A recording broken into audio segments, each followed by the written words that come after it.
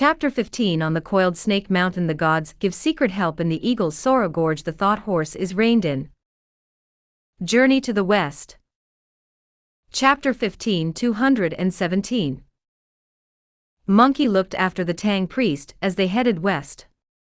They had been traveling for several days in the 12th month of the year, with its freezing north winds and biting cold. Their path wound along overhanging precipices and steep cliffs, and they crossed range after range of dangerous mountains. One day Santang heard the sound of water as he rode along, and he turned around to shout, "Monkey, where's that sound of water coming from?" "As I remember, this place is called Eagle's Sorrow Gorge in the Coiled Snake Mountain. It must be the water in the gorge." Before he had finished speaking, the horse reached the edge of the gorge. Santang reined in and looked. He saw a thin cold stream piercing the clouds, deep, clear waves shining red in the sun. The sound shakes the night rain, and is heard in the quiet valley. Its color throws up a morning haze that obscures the sky. 1,000 fathoms of flying waves spit jade, the torrent's roar howls in the fresh wind. The current leads to the misty waves of the sea. The egret and the cormorant never meet by a fisherman. As master and disciple watched, they heard a noise in the gorge as a dragon emerged from the waves, leapt up the cliff, and grabbed at Santang. In his alarm, Monkey dropped the luggage, lifted Santang off his horse, turned and fled. The dragon, unable to catch him up, swallowed the white horse, saddle and all, at a single gulp, then disappeared once more beneath the surface of the water. Monkey made his master sit down on a high peak, and went back to fetch the horse and the luggage. When he found that the horse had gone and only the luggage was left, he carried the luggage up to his master and put it down before him. "Master," he said, "that damned dragon has disappeared without a trace. It gave our horse such a fright that it ran away. However are we going to find the horse, disciple?" Don't worry, wait here while I go and look for it."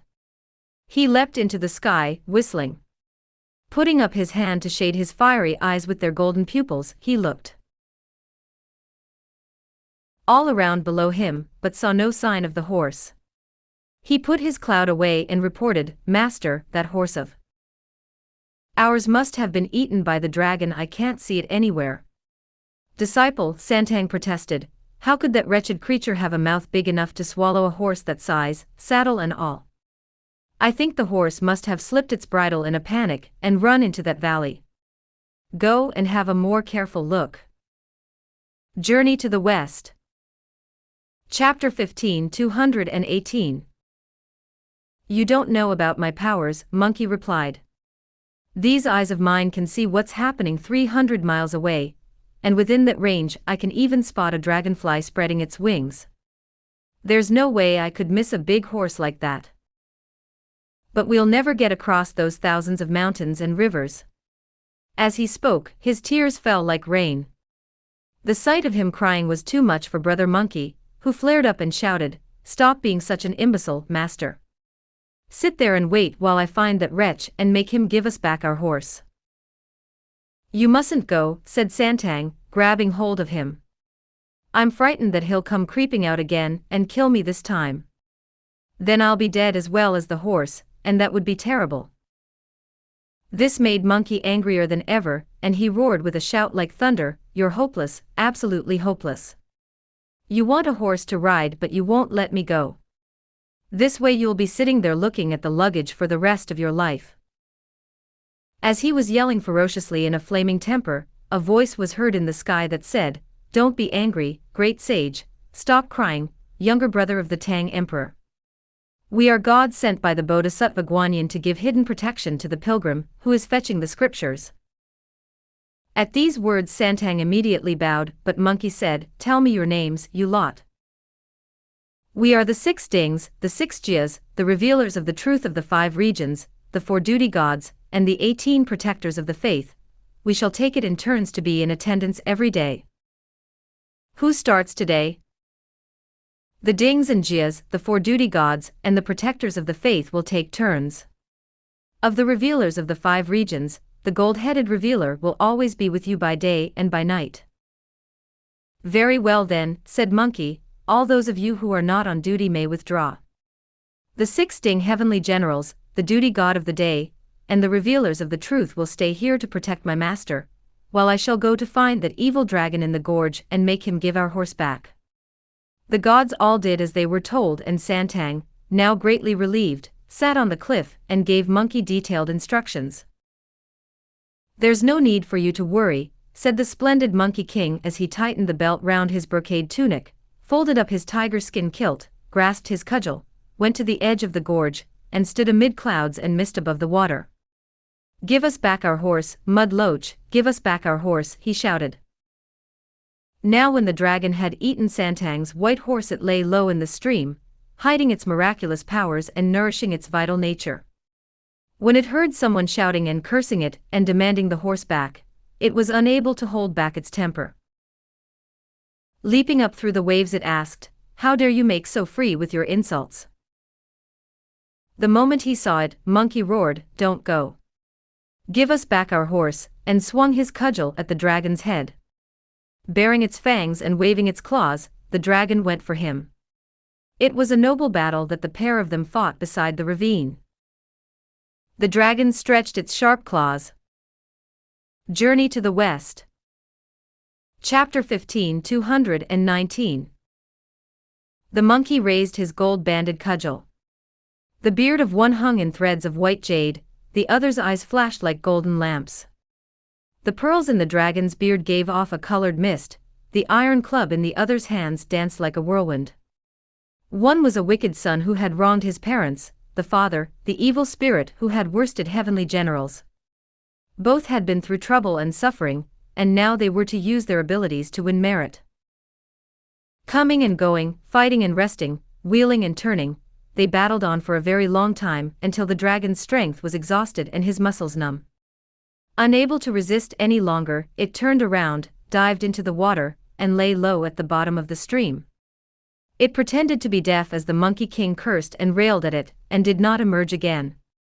Monkey could do nothing, so he had to report to Santang, "Master, I swore at that ogre till it came out, and after fighting me for ages it fled in terror. It's now in the water and won't come out again. Are you sure that it really ate our horse?" Santang asked. "What a thing to say," said Monkey. "If it hadn't eaten the horse, it wouldn't have dared to say a word or fight against me. When you killed that tiger the other day, you said you had ways of making dragons and tigers submit to you, so how comes it that you couldn't beat this one today?" Monkey had never been able to stand provocation, so when Santang mocked him this time, he showed something of his divine might. "Say no more, say no more. I'll have another go at it, and then we'll see who comes out on top." The Monkey King leapt to the edge of the ravine, and used a magical way of throwing rivers and seas into turmoil to make the clear waters at the bottom of the Eagle Sora Gorge as turbulent as the waves of the Yellow River in Spate. The evil dragon's peace was disturbed as he lurked in the depths of the waters, and he thought, "How true it is that blessings never come in pairs and troubles never come singly. Although I've been accepting my fate here for less than a year since I escaped the death penalty for breaking the laws of heaven, I would have to run into this murderous devil." The more he thought about it, the angrier he felt, and unable to bear the humiliation a moment longer, he jumped out of the stream cursing, "Where are you from, you bloody devil, coming here to push me around?" "Never you mind where I'm from," Monkey replied. "I'll only spare your life if you give back that horse." Journey to the West. Chapter 15, 220. "That horse of yours is in my stomach, and I can't sick it up again, can I? I'm not giving it back, so what about it? If you won't give it back, then take this. I'm only killing you to make you pay for the horse's life." The two of them began another bitter struggle under the mountain, and before many rounds were up, the little dragon could hold out no longer. With a shake of his body, he turned himself into a water snake and slithered into the undergrowth.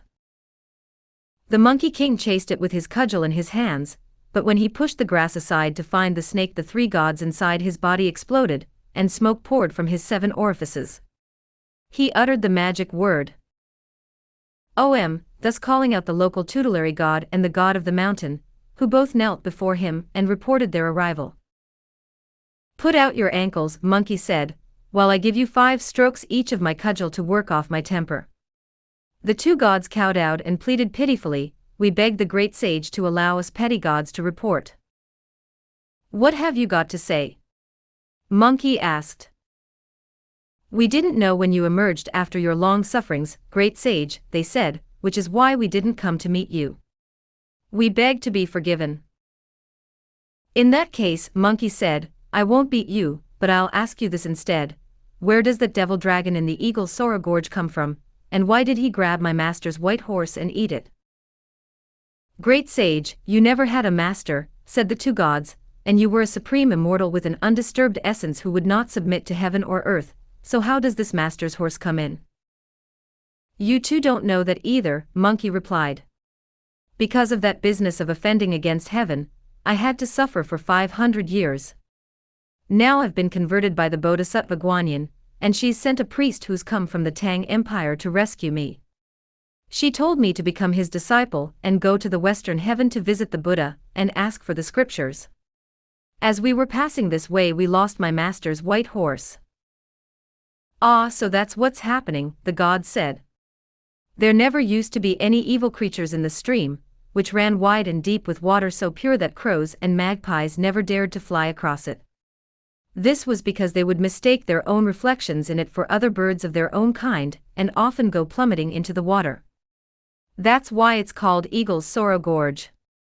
Last year, when the Bodhisattva Guanyin was on her way to find a man to fetch the scriptures, she rescued a jade dragon and sent it to wait here for the pilgrim without getting up to any trouble. But when it's hungry, it comes up on the bank to catch a few birds or a roetter to eat. We can't imagine how it could be so ignorant as to clash with the great sage. The first time he and I crossed swords, we whirled around for a few rounds," Brother Monkey replied. "The second time I swore at him, but he wouldn't come out, so I stirred up his stream with a spell to throw rivers and seas into turmoil, after which he came out and wanted to have another go at me. He didn't realize how heavy my cudgel was, and he couldn't parry it, so he changed himself into a water snake and slithered into the undergrowth. I chased him and searched for him, but he's vanished without a trace." "Great sage, you may not be aware that there are thousands of interconnected tunnels in this ravine, which is why the waters here run so deep. There is also a tunnel entrance round here that he could have slipped into. There's no need for you to be angry, great sage, or to search for it. If you want to catch the creature, all you have to do is to ask Guanyin to come here, and it will naturally submit." Journey to the West. Chapter 15, 221. On receiving this suggestion, Monkey told the local deity and the mountain god to come with him to see Santang, and tell him all about what had happened previously. "If you go to ask the Bodhisattva to come here, when will you ever be back?" he asked, adding, "I'm terribly cold and hungry." Before the words were out of his mouth, they heard the voice of the gold-headed revealer shouting from the sky, "Great sage, there's no need for you to move. I'll go and ask the Bodhisattva to come here." Monkey, who was delighted, replied, "This is putting you to great trouble, but please be as quick as you can." The revealer then shot off on his cloud to the southern sea. Monkey told the mountain god and the local deity to protect his master, and sent the duty god of the day to find some vegetarian food, while he himself patrolled the edge of the ravine. The moment the gold-headed revealer mounted his cloud, he reached the southern sea. Putting away his propitious glow, he went straight to the purple bamboo grove on the island of Padarka, where he asked the golden armored Devis and Moksha to get him an audience with the Bodhisattva. "What have you come for?" the Bodhisattva asked. "The Tang priest," the revealer replied, "has lost his horse in the Eagle's Sora Gorge, and the great sage Sun Wukong is desperate, because they can neither go forward nor back." When the great sage asked the local deity, he was told that the evil dragon you sent to the ravine, Bodhisattva, had swallowed it, so he has sent me to ask you to subdue this dragon and make it give back the horse.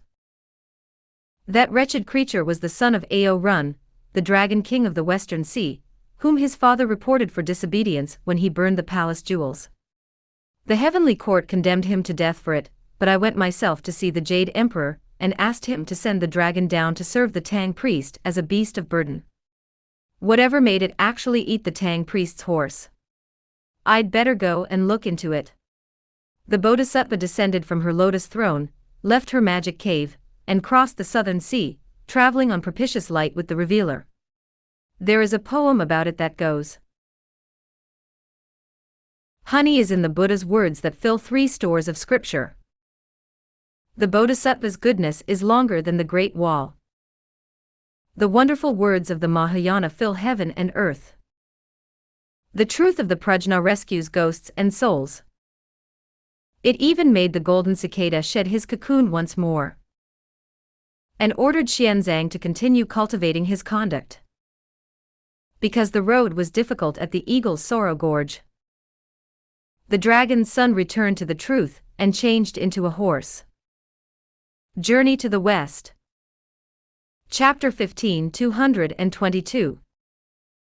The Bodhisattva and the Revealer reached the coiled snake mountain before long, and stopping their cloud in mid-air they looked down and saw Brother Monkey cursing and shouting at the edge of the ravine.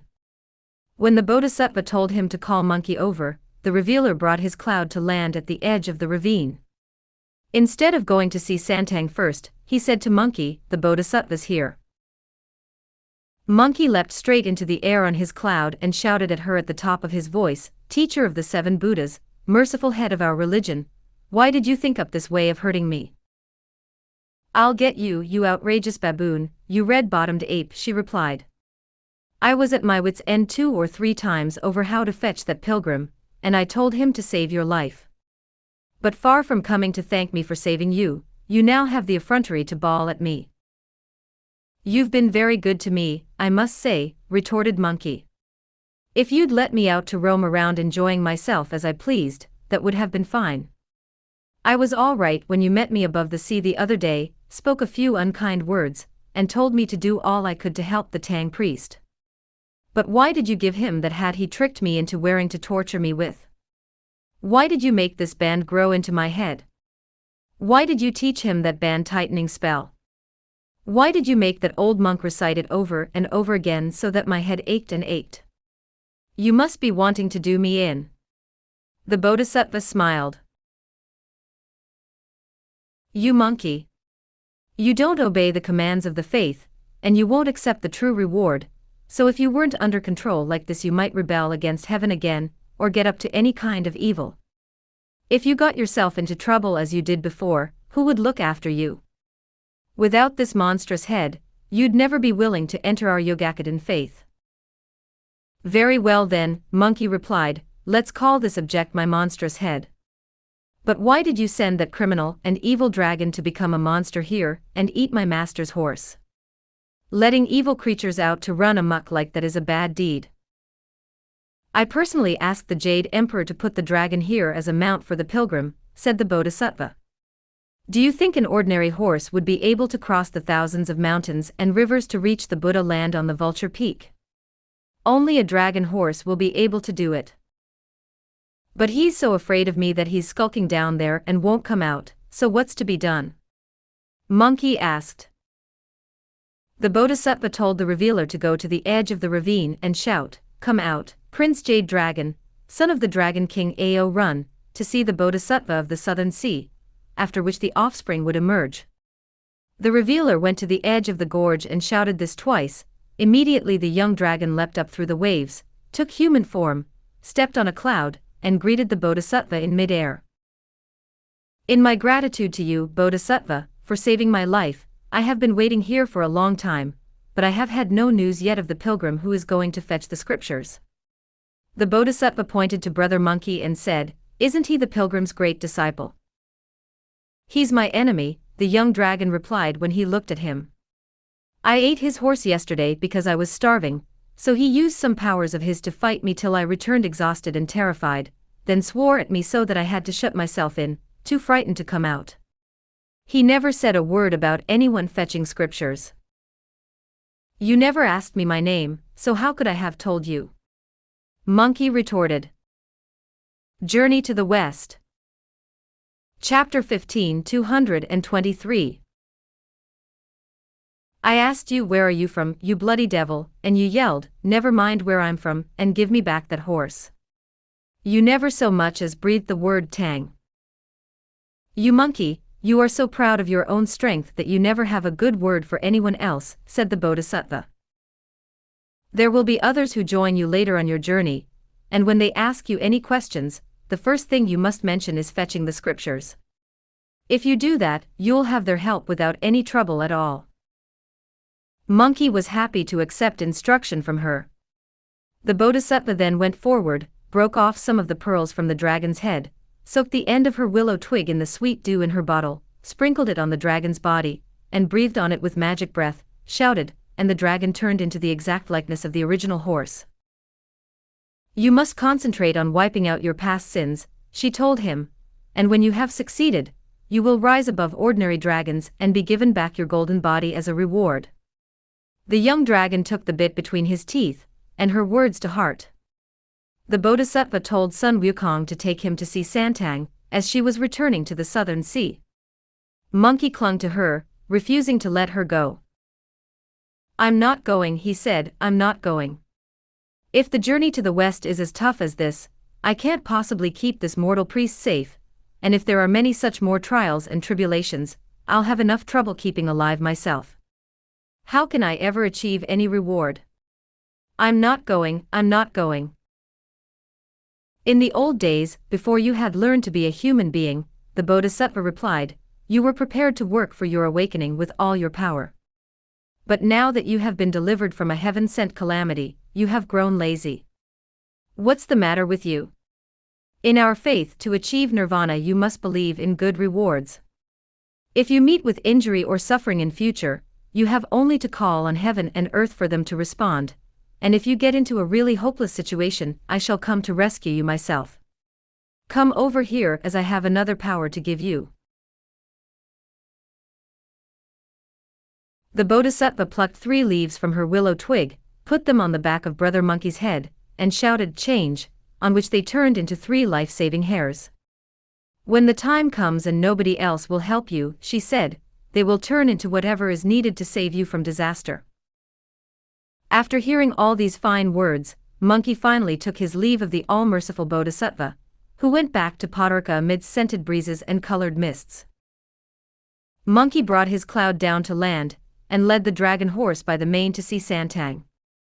"Master," he said, "we've got our horse." Santang cheered up the moment he saw it. "Why is it sturdier than it was before?" he asked. "Where did you find it?" "Master, you must have been dreaming. The golden-headed revealer asked the Bodhisattva to come here, and she turned the dragon in the gorge into our white horse. The coloring is the same, but it hasn't got a saddle or a bridle, which is why I had to drag it here." Santang was astounded. "Where's the Bodhisattva?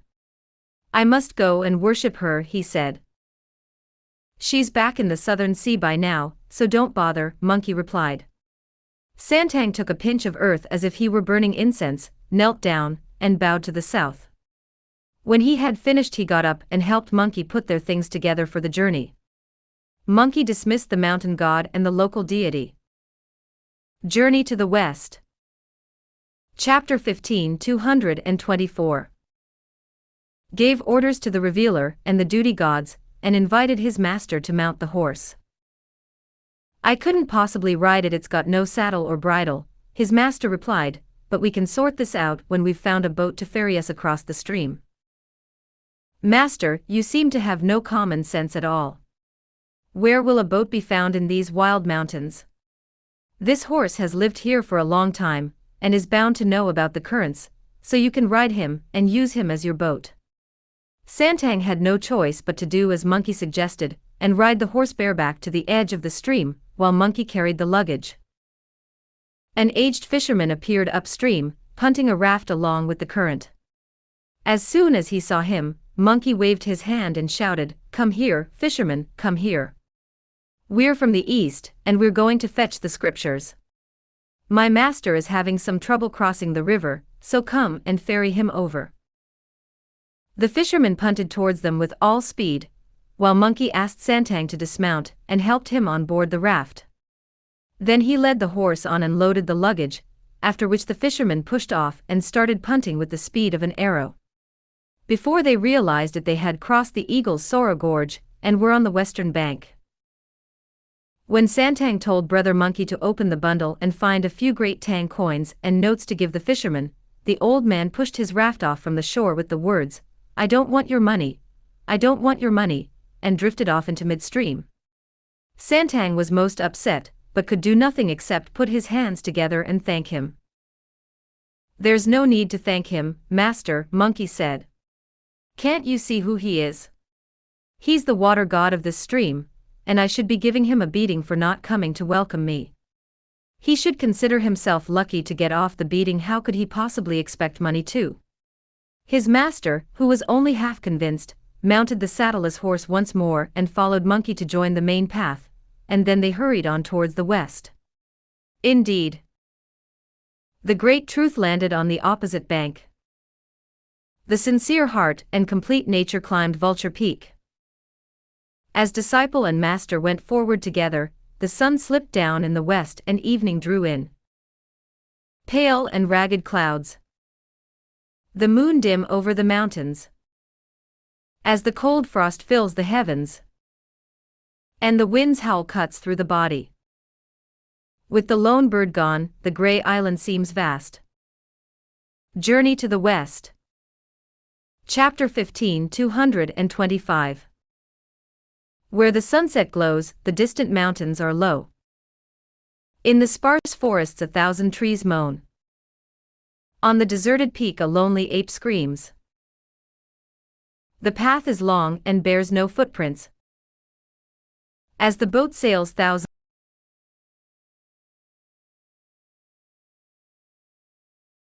of miles into the night. As Santang was gazing into the distance from the back of his horse, he noticed a farmhouse beside the path. "Monkey," he said, "let's spend the night in the house ahead of us and go on in the morning." Monkey looked up and replied, "Master, it's not a farmhouse." "Why not?" "A farmhouse wouldn't have all those decorative fishes and animals on the roof. It must be a temple or a nunnery." As they were talking they reached the gate, and when Santang dismounted he saw the words "Temple of the Ward Altar" written large above the gate, and went inside. Here an old man with a rosary of pearls hanging round his neck came out to meet them with his hands held together, and the words, "Please sit down, Master." Santang quickly returned his courtesies, and entered the main building to pay his respects to the divine image. The old man told a servant to bring tea, and when that had been drunk Santang asked the old man why the temple was dedicated to the Ward Altar. "This place is in the territory of the western land of Kami," the old man replied, "and behind the temple lives the devout farm family which built it. Ward means the ward of a village, and the altar is the altar of the local tutelary deity. At the time of the spring plowing, the summer weeding, the autumn harvest, and the storing away in winter they all bring meat, flowers, and fruit to sacrifice to the altar. They do this to ensure good fortune throughout the 4 seasons, a rich crop of the 5 grains, and good health for the 6 kinds of livestock." On hearing this Santang nodded and said in approval, "How true it is that go 3 miles from home, and you're in another land. We have nothing as good as this in our country." The old man then asked him where his home was. "I come from the land of the great Tang in the east," Santang replied, "and I have imperial orders to go to the western heaven to worship the Buddha and ask for the scriptures. As our journey brought us this way, and it is almost night, we have come to this holy temple to ask for a night's lodging. We shall set off at dawn." The old man, who was very pleased to hear this, apologized profusely for having failed in his hospitality, and told the servant to prepare a meal. When Santang had eaten he thanked the old man. Monkey's sharp eyes had noticed a clothes line under the eaves of the building. He went over, tore it down, and hobbled the horse with it. "Where did you steal that horse from?" the old man asked with a smile. Journey to the West. Chapter 15, 226. "You don't know what you're talking about," Monkey replied. "We're holy monks going to visit the Buddha, so how could we possibly steal a horse?" "If you didn't steal it," the old man continued, the smile still on his lips, "then why do you have to break my clothes line because it's got no saddle, bridle or reins?" Santang apologized for Monkey and said to him, "You're too impatient, you naughty monkey. You could have asked the old gentleman for a piece of rope to tether the horse with. There was no need to snap his clothesline. Please don't be suspicious, sir, Santang went on, addressing the old man. This horse isn't stolen, I can assure you. When we reached the Eagle's Sorrow Gorge yesterday, I was riding a white horse complete with saddle and bridle.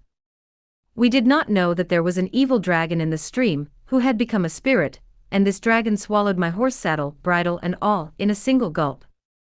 Luckily this disciple of mine has certain powers, and he brought the Bodhisattva Guanyin to the side of the gorge, where she caught the dragon and changed it into a white horse, exactly like the original one, to carry me to the western heaven to visit the Buddha. It's been less than a day from when we crossed that stream to when we reached your holy shrine, sir, and we haven't yet saddle or bridle for it. Please don't be angry, father.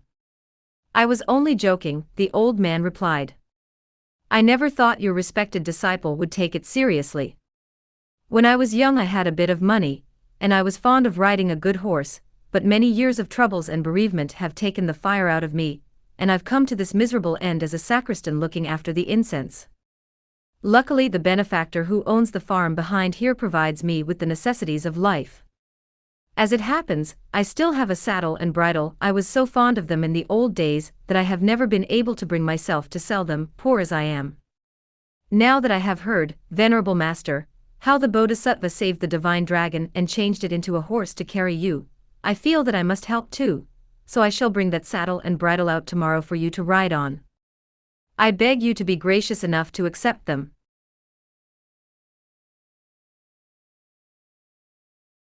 Santang thanked him effusively. The servant boy had by now produced the evening meal, and when it was over they spread out their bedding, lamp in hand, and all went to sleep. When Monkey got up the next morning he said, Master, that old sacristan promised us the saddle and bridle last night. You must insist, and not let him off. Before the words were out of his mouth, the old man appeared with the saddle and bridle in his hands, as well as saddle cloth, saddle pad, reins, muzzle and all the other trappings for a horse. Nothing was missing. As he put it all down in front of the veranda he said, Master, I humbly offer this saddle and bridle. When Santang saw them he accepted them with delight. Then he told Monkey to put them on the horse to see if they fitted him. Monkey went over and picked them up to look at them one by one. They were all fine pieces. There are some verses to prove it that go. The well-carved saddle shines with silver stars. The jeweled stirrups gleam with golden light. Several layers of saddle pads are made from wool. The lead rope is plaited from purple silk. Journey to the West. Chapter 15 227. The reins are inlaid with flashing flowers. The blinkers have dancing animals outlined in gold. The bit is made of tempered steel, and woolen tassels hang from either end. Monkey, who was secretly very pleased, put the saddle and bridle on the horse and found that they fitted as if they had been made to measure. Santang knelt and bowed to the old man in thanks, at which the old man rushed forward and said, No, no, how could I allow you to thank me? The old man did not try to keep them a moment longer, and bade Santang mount the horse. When he was out of the gate Santang climbed into the saddle, while Monkey carried the luggage. The old man then produced a whip from his sleeve, and offered it to Santang as he stood beside the road. Its handle was of rattan bound with leather, and its thong of tiger sinew bound at the end with silk.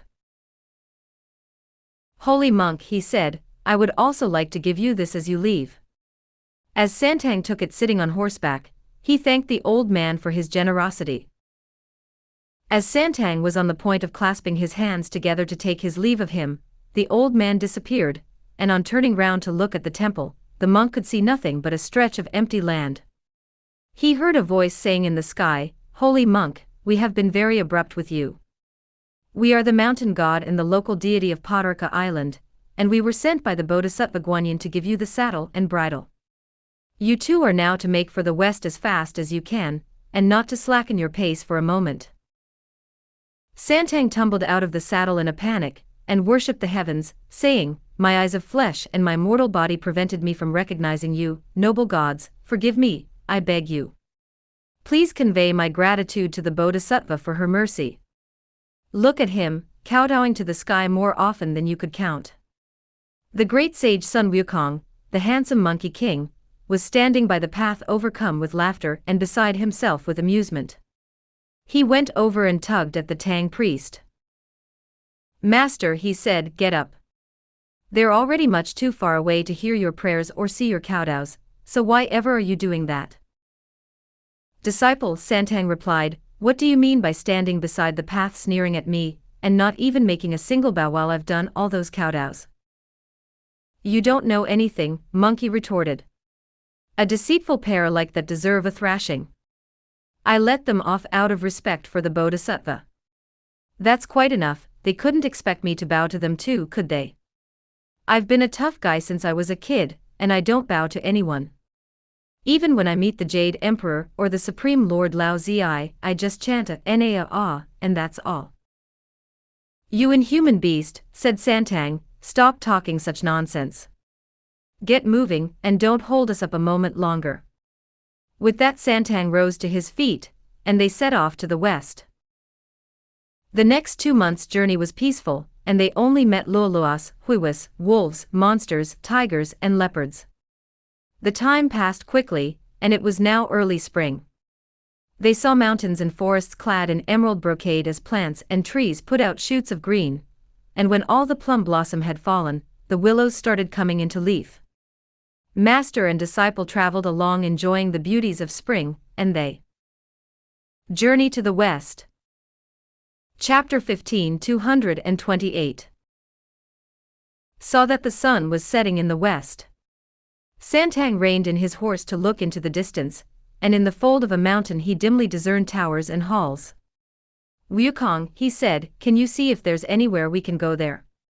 Monkey looked and said, "It must be a temple or a monastery. Let's get there quickly and spend the night there." Santang willingly agreed, and giving his dragon horse a free rein he galloped towards it. If you don't know what sort of place it was that they were going to, listen to the explanation in the next installment.